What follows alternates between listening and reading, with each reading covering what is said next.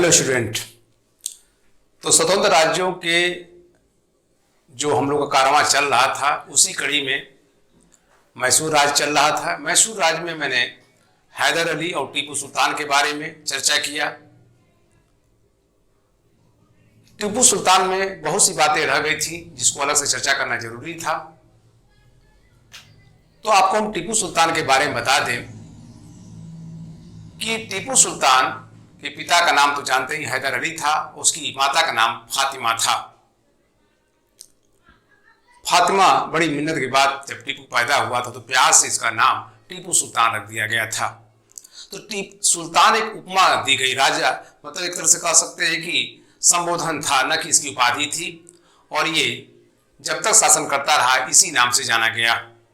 वैसे इसने 1787 में बादशाह की भी उपाधि लिया था। ध्यान रखिएगा, 1787 में इसने बादशाह की भी उपाधि लिया था, बादशाह।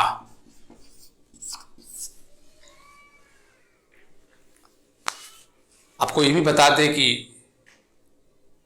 इसने डोली में बैठने से इनकार भी कर दिया था।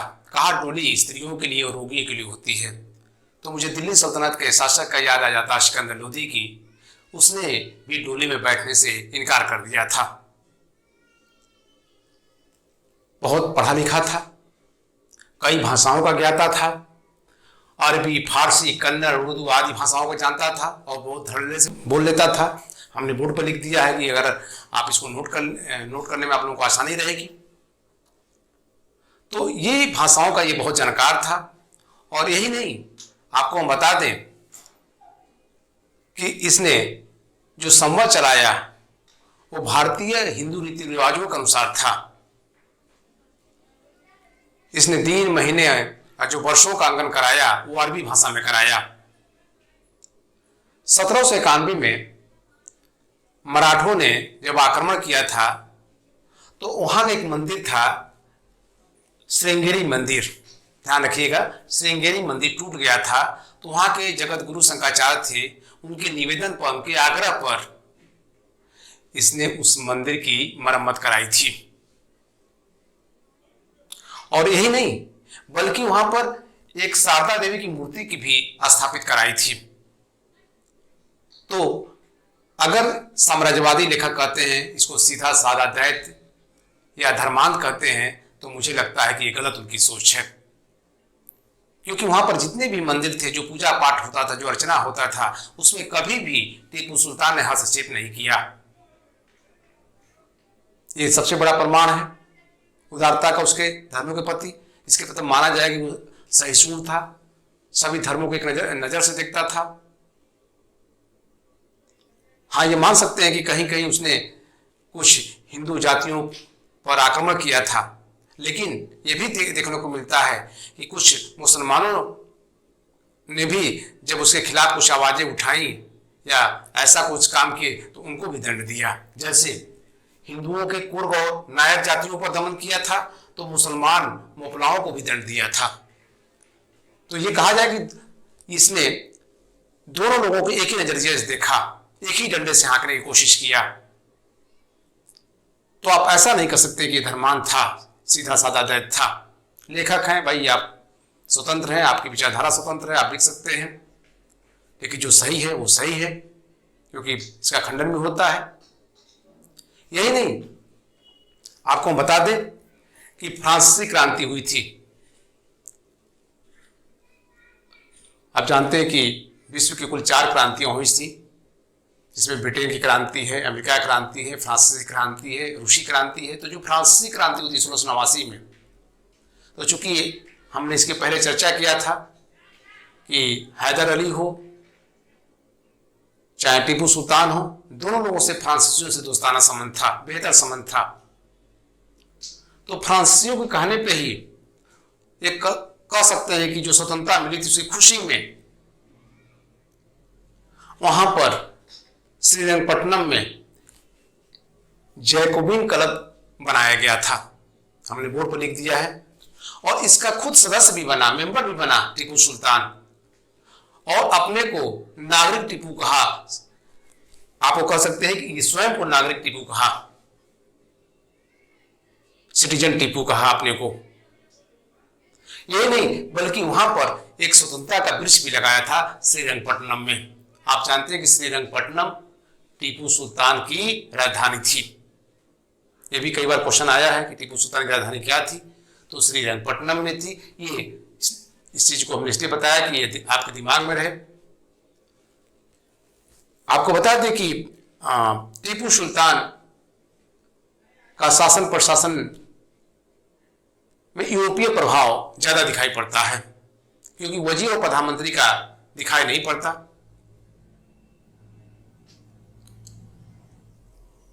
कुल माना जाता है कि इसके समय 17 प्रांत थे। हैदर अली के समय 7 प्रांत दिखाई देते, इसके समय 17 प्रांत माने जाते हैं और कुल 7 विभाग थे। यह अलग बात था कि सबका मालिक यही था, मंत्री नहीं थे। उस विभाग के जो सदस्य होते थे एक तरह से मंत्री की हैसियत से कार्य करते थे, लेकिन अंतिम रूप से निर्णय टीपू सुल्तान ही लेता था। जब तृतीय आंग्ल मैसूर हुआ था तो थोड़ी सी राज्य की स्थिति बहुत खराब हो गई थी। वैसे तो कर 1/2 से लेकर 1/3 तक किया, ध्यान रखिएगा 1/2 या 1/3, लेकिन स्थिति खराब हो जाने के कारण 37, ध्यान रखिएगा, जो है 1/2 मतलब 37.5% इसने कर की वृद्धि की थी। तो ये माना जाएगा कि जो है स्थितियां खराब होने के कारण ऐसा किया होगा। और इसकी जो व्यवस्था थी वो रैयतवाड़ी व्यवस्था थी, जागीरदारी व्यवस्था से हटकर रैयतवाड़ी व्यवस्था। रैयतवाड़ी व्यवस्था वो होता है जब राजा सीधे किसान से संपर्क करता है। इसमें किसान का शोषण नहीं होता है, लेकिन अन्य जो व्यवस्था है उसमें किसान का ज्यादा से ज्यादा क्या होता है, शोषण होता है। यही नहीं बल्कि इसने तकावी ऋण भी दिया किसानों के लिए कि अगर उनको फसल सूख गई हो या बाढ़ आ गया हो, खराब हो गई हो, तो ऋण लेकर भी अपना काम करा सकते हैं। तकावी ऋण को सौंधा ऋण भी कहा जाता है, जिसको अपने समय में मोहम्मद बिन तुगलक ने दिया था। दिल्ली सल्तनत का सुल्तान था, उसके समय भी इस तरह के ऋण बांटे गए थे। तो इससे माना जाएगा कि किसानों से इसका दोस्ताना संबंध था। यही नहीं, आपको हम बता दें,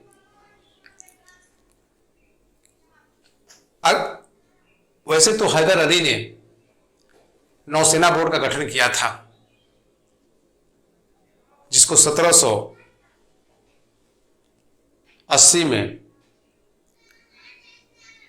हिरोज ने तोड़ दिया था। फिर इसने भी स्थापित किया, लेकिन अंग्रेजों के समान इनका नौसेना उतना मजबूत नहीं था। इसीलिए टीपू सुल्तान ने एक बार कहा है कि मैं अंग्रेजों को स्थल से तो भगा सकता हूं, लेकिन मैं समुद्र को सुखा नहीं सकता। ये स्टेटमेंट भी बहुत बार आया हुआ है। टीपू सुल्तान कुछ ऐसे जो व्यापार होते थे, आयात निर्यात होते थे या आंतरिक जो होते थे, कुछ चीजों पर इसने नियंत्रण बनाया था। जैसे काली मिर्च, चंदन की लकड़ी पर सरकार का एक अधिकार था। उसके अलावा सुपारी थी, उस पर भी सरकार का अधिकार था। सोरा होता था जो यूज किया जाता था गोला बारूद में, उसमें भी सरकार का एक अधिकार था। तो ऐसी बहुत सी चीजें थी, सरकार का उस पर एक अधिकार था। यही नहीं बल्कि पहली बार रेशम उत्पादन, ध्यान रखिएगा, रेशम उत्पादन जो है पहली बार टीपू सुल्तान ने अपने राज्य में किया था। और रॉकेट, आपको बता दें कि जैकविन क्लब का जब स्थापना हुआ था तो उसमें 2300 गोले छोड़े गए थे और 500 रॉकेट छोड़े गए थे। कहते कि रॉकेट प्रणाली की खोजकर्ता टीपू सुल्तान ही था। मतलब हमने अभी बताया ना कि ये वैज्ञानिक इसकी सोच थी, विज्ञान के आधार पर सोचता था, तर्क के आधार पर किसी चीज को सोचता था। इसीलिए डार्विन ने कहा है कि पहला व्यक्ति था जो यूरोपीय चीजों को अपने राज्य में लागू किया। आपको बता दें कि वैसे तो इसकी आलोचना भी होती है। बिल्किस कहते हैं कि हैदर राज बनाने के लिए जन्मा था और टीपू सुल्तान उसको खोने के लिए। हमने कहा ना, इतिहासकार हैं, उनके मन में जो बात आता है वो कहते हैं, उनको जो समझ में आता है कि नहीं ये इस तरह से हमको उसको उन बातों को याद रखना है, हमको उसमें ये नहीं पढ़ना है कि उन्होंने क्या क्यों कहा, किस लिए कहा, बस ये जाने उन्होंने क्या कहा, यही ध्यान में आपको रखना है। लेकिन आपको बता दें कि सर जॉन शोर ने, ध्यान रखिएगा, सर जॉन शोर ये गवर्नर भी रह चुका था। ये कहता है कि टीपू के किसान सुरक्षित थे, सेना भी जो थी उनके अनुसार काम करती थी, अनुशासित रहती थी। इसके अलावा मूर ने कहा है कि अगर एक अनजाने प्रदेश से हम गुजर रहे हैं और जहां पर फसलें लहला रही हैं, जहां के नगर विकसित हो रहे हैं, जहां के लोग हंसमुख हैं, तो समझिए कि हम किसके राज में पहुंच गए हैं, वो है टीपू सुल्तान के। मतलब इसका राज्य बहुत डेवलप था, इसीलिए इन लेखकों ने ये बातें कही थी। टीपू सुल्तान कभी झुक करके काम नहीं किया। उसके मन में, उसके दिमाग में जो बातें आती थी वही करता था। लोगों से उसका सीधा संबंध था, जनता से उसका सीधा संबंध था। हमने कहा ना कि जनता से कोई परेशानी उसको नहीं थी, न जनता को उससे परेशानी थी, न उससे जनता को परेशानी थी। परेशानी किसको थी? अंग्रेजों की थी। यही कारण था कि अंग्रेज अपने साम्राज्य का विस्तार कर रहे थे और अधिक से अधिक उस साम्राज्य को जीतना चाह रहे थे, और उसी के विस्तारवादी नीति के तहत ही उन लोगों ने टीपू सुल्तान पर हमला बोलना शुरू कर दिया था। अगर टीपू सुल्तान को सही समय पर चीजें सहायता मिल गई होती तो निश्चित है कि उसका परिणाम कुछ और होता। ऐसा नहीं था वो कि उसके अंदर अपने, हाँ ये बात है कि अगर कोई कहता है कि इसके अंदर राष्ट्रवाद, देखिए उस समय राष्ट्रवाद की कोई बात नहीं थी।